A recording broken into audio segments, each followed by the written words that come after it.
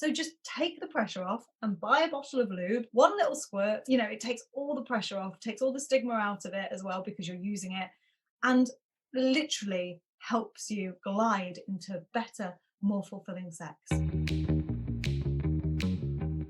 Welcome to Intimacy Play, a podcast by Pleasy Play. We host open discussions with world-leading experts on couples, sex, and intimacy, so you can build a more exciting, fun, and intimate relationship. I'm your host, Mikaela Silva. Hi, Annabelle. I'm so happy to meet you. So you're actually a sex, relationship, dating, and body language expert. It sounds like an awful lot when you list them off one by one, but yes, I tend to go for sex and relationship expert, and everything else kind of falls under that umbrella. That's great. But what exactly does that mean? What does a sex and relationship expert do? So I have qualifications in couples counselling and psychosexual therapy and life coaching, and I use those skills to help people have a happier and healthier sex life, to have a really secure and healthy relationship, both with their partner and with themselves, even if they don't have a partner. My kind of goal in life is all about encouraging people and giving them the tools to have the happiest life inside and outside of the bedroom that they possibly can. I love that. So it's not just about sex. Actually, what I understood from what you said is it's about intimacy. Yes, absolutely. Intimacy on several different levels: emotional intimacy, intellectual intimacy. The physical side, of course, is important, but there's so many other ways you can be intimate with someone. Can you give us a couple of examples, actually? That's a great start. Yeah, exactly. So, for example, you can be. We use this term twin flame a lot in couples counselling, and it's kind of like your soulmate, but it doesn't necessarily need to have romantic links. It's when you have a really deep connection with someone, and that connection is, in its very essence, what intimacy is about. So you can meet someone, fall in love with their mind first, and who they are as a person, and that is a different type of intimacy than just the physical act of having sex with someone. I feel it. I mean, when you were saying that, I was literally thinking about my relationship with my husband, which I'm so happy about. But how can everybody that's listening to us have that type of relationship? So, how can they be more intimate? Well, intimacy is something that people think occurs really naturally, because a lot of people associate intimacy with being naked with someone, which is a type of intimacy, and I don't want to downcry that, but it's the easiest type of intimacy to get. Having a deeper connection with someone and being intimate with them on an emotional level is actually really hard to get to, because it takes so much time and energy and lots of understanding, and it's a very long road for a lot of people, and it can be a little bit daunting. So for me, intimacy starts with conversation, with communication, and that is really your first stepping stone into having a truly intimate connection with someone. Makes perfect sense. Communication, I think, is definitely the basis out of a relationship. Do you think that communicating even about sex can be interesting? I was thinking about the Cosmopolitan article that he wrote a very short while ago that details 28 different erogenous zones that most people don't even know. Do you think that even communicating about that is interesting? I think it can be really difficult for a lot of people, because like, culturally, talking about sex is one thing and doing it is quite another. We tend to slip into the physical side of it rather than the emotional side of it easier.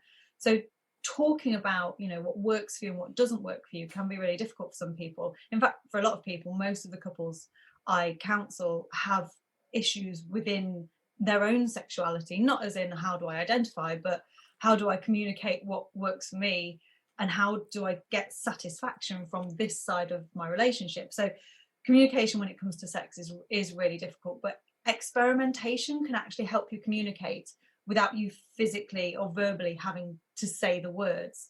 So if you're with your partner, you can try new things without actually having to have, the awkward conversation of, can we do it this way, or can we not do it that way? So you kind of release yourself and your partner from any blame. So blame is quite toxic in a sexual relationship. No one wants to be told they're not good at sex, so we try and do like kind of positive reinforcement, and that sounds very much like we're training a dog. It's not. It works wonders for couples. Being told you're good at something, or being told that you are pleasing your partner, really helps to boost your ego, your confidence, and that helps to, help you to perform better in the bedroom for them and for yourself as well. I totally understand. So, a specific suggestion that you say is to reinforce something that you like. And for other couples that, maybe haven't gotten to the point where they're actually wanting to try new things, but they haven't been able to communicate that. Do you think that reading an article like the one that you wrote can be interesting? Saying, you've never tried this. Annabelle is saying it's not me. Yeah, absolutely. It's all about that blame thing again. So you can switch the blame. This person, this third party, this person who has nothing to do with our relationship is suggesting this. Why don't we try it? And if it doesn't work out, then you don't have to shoulder any of that blame yourself. You can quite happily say, no, that wasn't for me. Or you might find, your new favorite thing just through experimentation, from something like that. I always recommend like reading romance novels or erotic fiction, just because they can have the most amazing sexual suggestions within the storyline. And then if you read something and if you're reading it and you think, oh, actually this could work for me, then you've got a safe way of suggesting it with your partner without any kind of ramifications of, if they really don't want to do it, they can read it and go, actually no, that's not for me.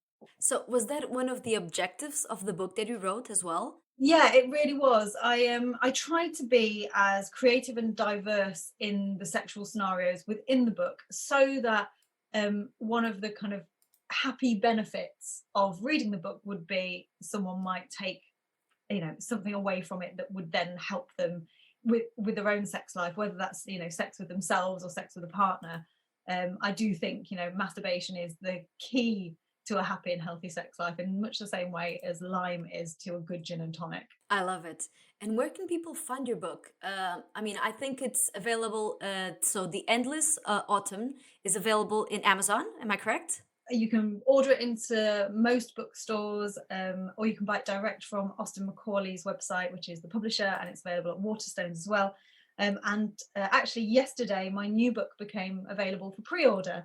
So you have the opportunity to buy Chasing Clouds, which will be out for the 8th of February next year, in time for Valentine's Day. That's great news. Is this book related to the first one, or is it a totally different A novel? separate story. I had the idea for this story a long, long time ago, but I wasn't very confident in writing it. It was a little bit more kind of story driven and character driven. So it does take a little step back from the sex side of things. I would say this is more of a romance novel, kind of women's fiction, chick lit that they like to call it, rather than being an erotic fiction out and out. But I really wanted to write it, and when The Endless Autumn did quite well, I thought it kind of gave me the confidence to try this story. So it did take me a really long time to write, but it is finally going to be available. So, if you want to have a sexy night tonight, I would say The Endless Autumn. If you want to have a really good book to read, pre-order your book for February. Yeah. Perfect. Makes total sense. Um, Going back a little bit to the erogenous zones in the article that I was reading, preparing for our interview, something that really jumped out to me was there are a lot of unusual areas that you mention. And actually, when I was reading them, one of the things that I discovered that you mentioned and I actually have is the head massage. So for me, it's not really like a sexual pleasure, but it does bring me a lot of pleasure and relaxation. Absolutely, and that's the key, is that erogenous zones don't have to be outright about sex. They're about feeling good. And when you feel good, you have this wonderful chemical release of feel good chemicals called oxytocin. You get endorphins running, and you feel it's just a very positive experience. And the better you feel kind of about yourself and in your own skin, the sexier you tend to feel. So it has a knock on effect like dominoes. Is there any erogenous zones that you have discovered on yourself that you could share and that people might have not tried? Well, I put most of them in the article, to be honest. So head over to Cosmopolitan. But I really enjoy soft strokes. And I think for a lot of people, it kind of erogenous zones are any part of the body where your partner and you are connected in that moment. and it builds positive anticipation. So if you have kind of a sexual scenario or sexual experience that is on the cards, anything like that will help you feel so much better. And the reason soft strokes are really good, I'll just do a little demonstration, light pressure, and that can be anywhere on the body, is because what happens when you gently stroke the skin is you get a reaction whereby blood is encouraged to the surface of the skin, and that actually makes you more responsive to your partner's touch or to your touch. So sexy sensations feel far more sensual if you've prepped the skin by giving it a gentle stroke or a little massage beforehand. So when you're talking about that, it makes me feel that if you try new things, as in discovering new erogenous zones, that might actually lead to more sex. Does that make sense? Yeah, absolutely. Like it's. I mean, more sex isn't necessarily everyone's goal. It's kind of better sex within the amount of times you're comfortable and happy with. So definitely experimenting with erogenous zones can contribute to you experiencing more satisfying sexual experiences with your partner. And I would always say experiment with erogenous zones, because everyone has different erogenous zones. I don't like the idea of kind of trying to shoehorn or put people in a box and say, right, there are 7 erogenous zones. They are these, this, and this. Because while it might work for the majority of people, there's always going to be people that go, that doesn't work for me. And then that reinforces a negativity of, oh, am I broken? Why doesn't this work for me? What's wrong with our relationship? And the answer is, no, you're not broken. Nothing's wrong. You just have a different set of erogenous zones. Have fun finding them out. I love how you corrected actually what I said, which is not more sex, but better sex. Because there's like an expectation for people to have, I don't know, 4 times a week sex, or to have more sex than anyone else from their group of friends. But that doesn't make sense. Competitive element is actually quite toxic, because it makes sex about something else than connecting with your partner or having a good time with your partner.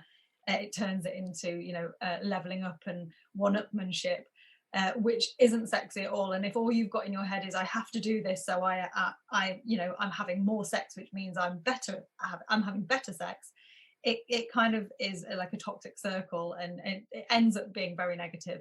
So, in thinking about having better sex, do you think that sex toys help? I know that you are the resident expert at Love Honey, and that you actually have a sex toy line that you have created. Yeah, so I worked really closely with Love Honey to create the Annabelle Knight collection, and we've actually just added 4 new toys to the range, which I'm really excited about, because they're getting people. We sent them out to reviewers beforehand to get feedback, make any changes if they're not quite right, and they were really like kind of welcomed in a really positive way. So I was super happy about that, because you always get a little bit nervous with anyone in any line of work where you create something and put it out there.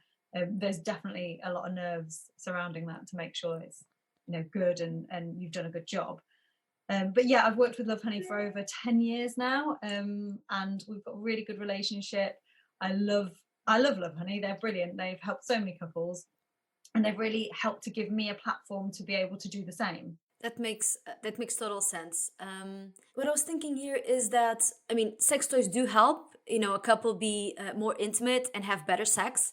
But how could one member of the couple introduce a sex toy if they have a less adventurous partner? So that's a really interesting question, and it is highly dependent on the couple and the person, the less adventurous one.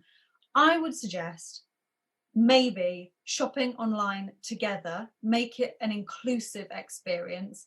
I see a lot of people in my field of work that say, oh, well, buy it as a present, and then that's great, here's a gift. Who doesn't like getting gifts?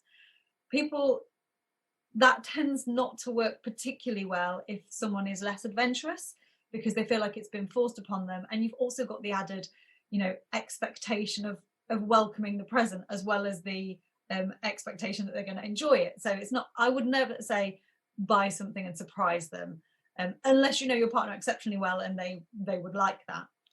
I would say make it an inclusive experience, take small steps.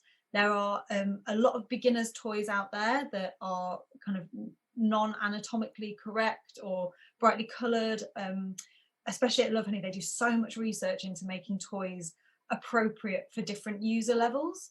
They have a great range called the Basics range, which is cheap and cheerful, gives great pleasure. It just is not gonna, if you buy a sex toy from the Basics range and it's not something you like and you never use it again, you're not gonna regret buying it, because it won't have cost you a lot of money. It's definitely a range that I would say, if you are unsure about whether or not you want to commit to sex toys, maybe start with something like that.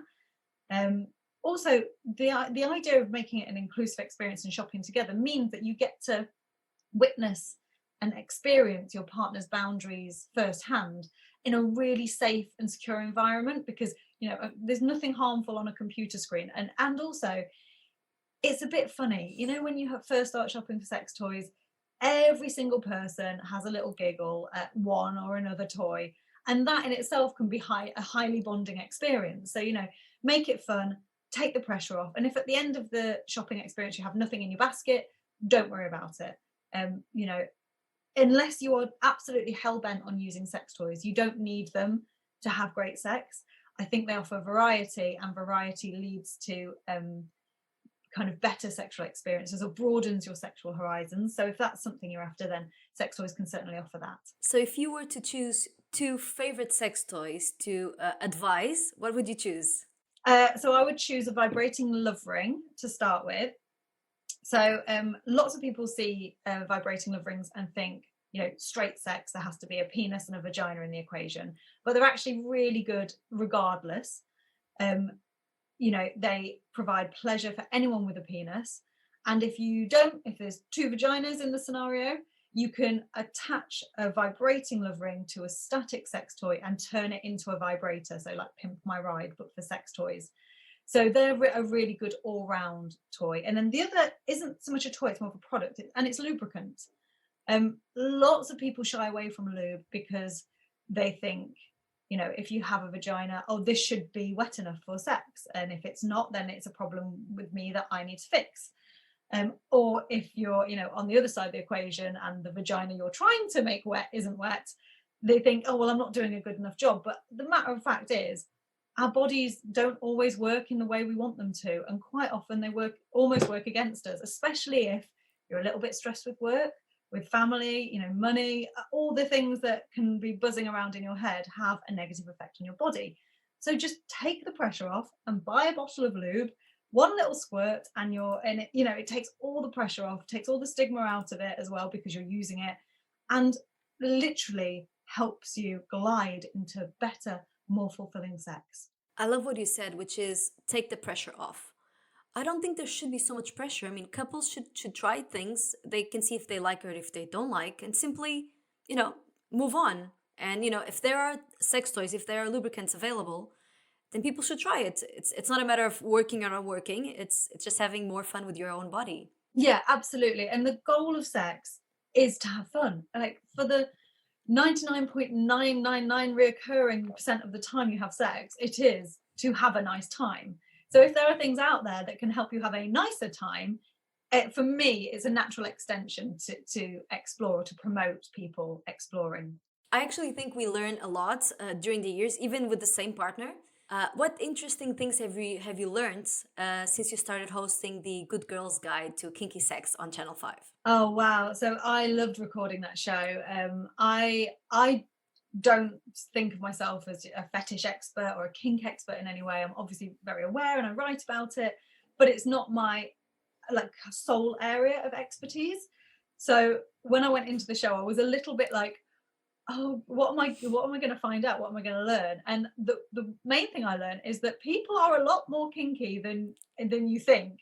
When we showed a lot of the couples the sex toys, I was expecting, massive reactions or like shock, horror, oh my goodness. And a lot of them were very much like, okay, yeah, let's try this. This is great. So I think there is a kind of a subtle enthusiasm for kink that isn't shown in, the wider public sphere. And I found that really exciting. So do you think that people shy away of saying, they like kinky sex? Or what does actually kinky sex mean? Well, the term kink means a bend, if you like. So if you imagine the kind of vanilla, safe normal in inverted commas sex is a line, the kink is bending away from that. So you're curving away from what is considered to be normal and venturing into the more taboo. And that kink can be anything for anyone, depending on, you know, what it is you find erotic, and how long kind of you've been into the kinky lifestyle, because you can progressively get more kinkier as time goes on. So kinky sex can be, you know, anything from using a blindfold and satin restraints to having someone completely hogtied and using, you know, sex devices on them. It really does depend on the individual in question. So it shouldn't really be that taboo because, you know, everybody's different. So deviating from the norm, is there actually a norm? Do you know, that's such an interesting question, because the answer is no, there isn't a norm. Everyone's normal is different, and I think that's what, when we say normal sex, we mean for you as an individual or as a couple, and we call that your signature sexual style. So whatever is, you know, the bar for you and your partner, that's the norm, and then kink varies away from that. Now that we're talking about taboo, we actually had a reader, actually a listener, send us a question, an anonymous question, and she really wanted the answer of female ejaculation. Can you tell us a little bit more about female ejaculation? So, what is it? How can it happen? Should women really try to achieve this, or is this something that's as normal as anything else? So female ejaculation is really commonly known as squirting in the industry, and it is where fluid is emitted, sometimes with quite a lot of pressure that gives you, you know, that waterfall scene in porn that people often see. Um, it actually happens quite a lot, and it's through stimulation of the G-spot, which is in scientific terms called your Skene's gland, and that produces a liquid. There's lots of different, they've tested the liquid, and there's lots of different chemicals in there, including a tiny little streak of urine if you know, if you read up on it. And basically, it can happen at any time to any woman without them even noticing, really. It can be anything from kind of a teaspoon of liquid to the gushing scenes that we talk about or we see in porn. If you are looking to learn how to squirt, there's lots of information online, but I would wholeheartedly recommend a specific sex toy, a G-spot sex toy. They are specially curved and they're rigid, so you can apply the right amount of pressure, and they have quite a long handle. Because everyone's different, your G-spot isn't set in stone as to where it is. So you can experiment with the toy and find different angles, different ways of pushing it against your G-spot, and that is really it. It's stimulating that Skene's gland, your G-spot, up until the point of female ejaculation. It's almost like an orgasm in a different kind of sphere. Now, locating your G-spot can be tricky, as I said. Not everyone is the same, but what you're looking for is inside your vagina. If you, on the front wall where your belly button is, about a couple of inches up, you'll feel a change in texture, and it's normally about the size of an almond. You're looking for like you'll be able to feel it. So what is normal in there then becomes a little rougher, and the best way you can find it is through using a sex toy, because if you stimulate that area, it becomes engorged and it becomes easier to find. So it gets bigger when you're sexually aroused. So that's why masturbation is so key if you're looking to locate your G-spot. Perfect. You've given so many key points and things for people to try, which I think is absolutely amazing. And should people be looking to try squirting? I mean, is this an experience that gives more pleasure, or is it just another type of pleasure? So it's a different type of pleasure, and for some women they do it without even noticing, and they will say, you know, it barely shows on their pleasure radar, whereas other women get a lot of pleasure from it, not just from the physical sense of the release of fluid, but from the mental idea of they have done something that is, you know, for a lot of people quite tricky to achieve. Again, if it's something you want to do, definitely try it, but do not beat yourself up if you can't do it. We are not, you know, push button machines. It's not one size fits all. It's all about really what feels good for you. And if putting a lot of stress on yourself and pressure on yourself to do this one thing, it is your focus, that it won't feel good for you, and you just get very stressed about it. And again, we talk about that toxic circular action within sex, which is doing something for someone else because you think you should, rather than because you really would like the experience for yourself. Yes, taking the pressure out. I like that. And, talking about pressure and about pleasure and orgasms, a lot of women feel that they have failed, inverted comma, if they don't achieve orgasm within intercourse. But I think that's actually quite common. That's maybe most women don't achieve orgasm during intercourse, but actually with clitoral stimulation. I would love it if you could, take out this stigma and let women just enjoy, women and men, by the way, but enjoy sex in a way that it doesn't matter really where and how you achieve an orgasm. Yeah, absolutely.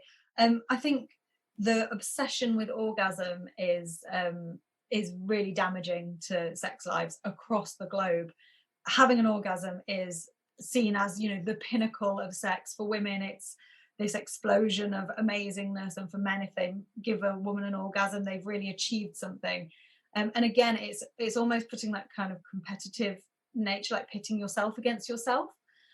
In sex and relationship therapy, we talk about, instead of focusing on orgasm, focus on desire, pleasure, eroticism, and satisfaction. And if you work on those four pillars, you'll have a really, really contented and satisfactory sex life.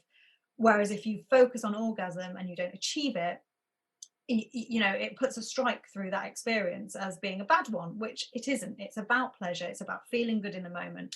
And the top and bottom of it is, you don't actually need to climax to have a great time with your partner. And not climaxing is no bad mark against them, it's no bad mark against you.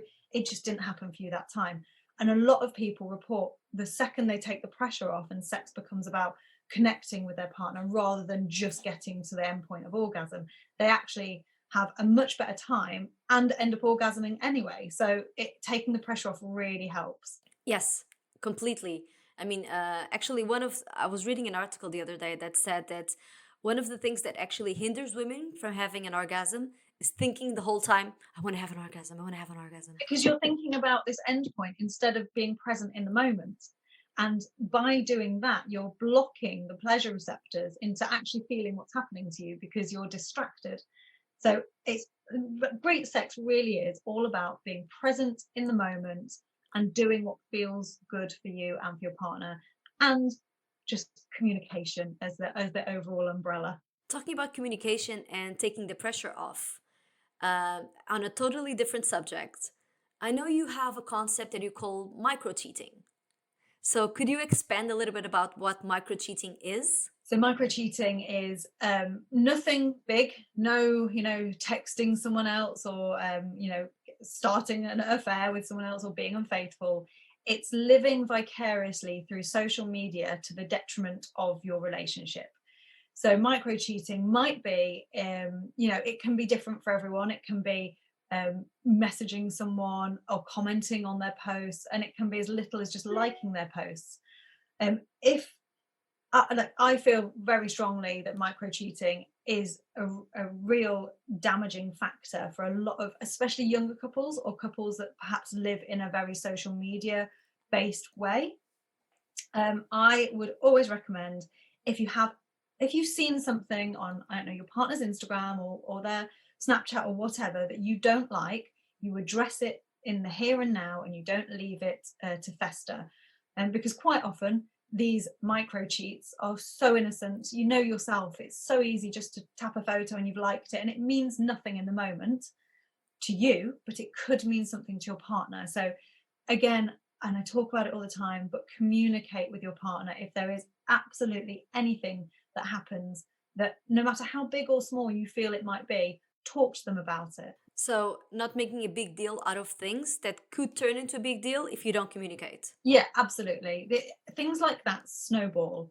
And a lot of people don't have the very, very, very niche skill set that is required in terms of communication to let those little things go, or to talk about them like in the here and now. If you let it snowball, it then becomes an entirely different monster, and it's really difficult. I think of it as a ball of yarn. So when it's a tiny little knot, it's easy to undo. But if that ball gets bigger and bigger and bigger and knottier and knottier and knottier, it's really hard to unpick that and unfurl it. So you've just got, a nice piece of string again. If you let it get to a point where it's hard to undo, it's really damaging to your relationship. So confront, well, confront might be a little bit harsh, but talk to your partner about any issues, no matter how small you think they might be, when they arise, so that they don't become the giant, scary, knotted ball of wool. But how do you know where to draw the line? So if you're in a relationship and something, something is always annoying you, or again, that's maybe not the right wording, but something that you're not enjoying, that your partner maybe likes too many, does too many likes on somebody else's pictures. So what's the line here? Is it really okay for somebody to be always be talking about stuff that they don't like, or should people also think a little bit about how that really hinders the relationship? Yeah, absolutely. So I always like to think that there are no lines within a relationship. You should be able to talk to your partner about anything, like I said before, no matter how big or small.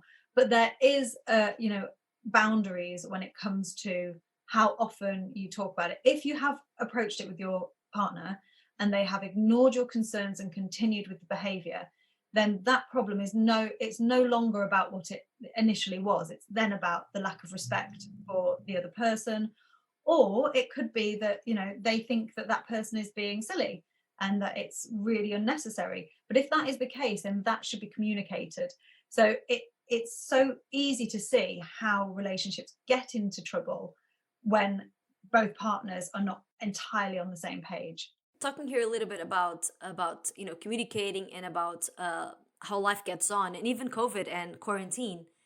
There was a question in Ask Annabelle's in your website that really drew my attention, which where you stated life gets busy and sometimes sex takes a backseat.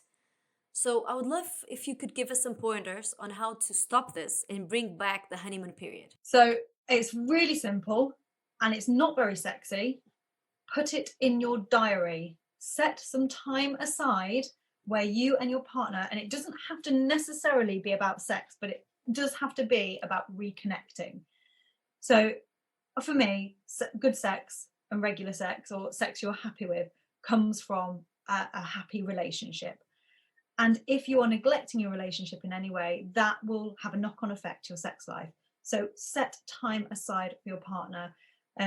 Put it in your diary and make a commitment to them that for 1 hour or 2 hours or however much time you have free, you are going to be together, you're going to be present. You will ban technology for this time because it's very easy to just pick up your phone if it buzzes, and it's very difficult to resist. And you will spend time committed to one another. And it can be anything from, talking about what's happened in your week to just closing the door and getting straight down to it. It's entirely up to you what happens in that time, but definitely set time aside, a plan for committed one-on-one time where connection is the main goal. At Pleasy Play, we send challenges to the couples so that it does help couples, have that time for them.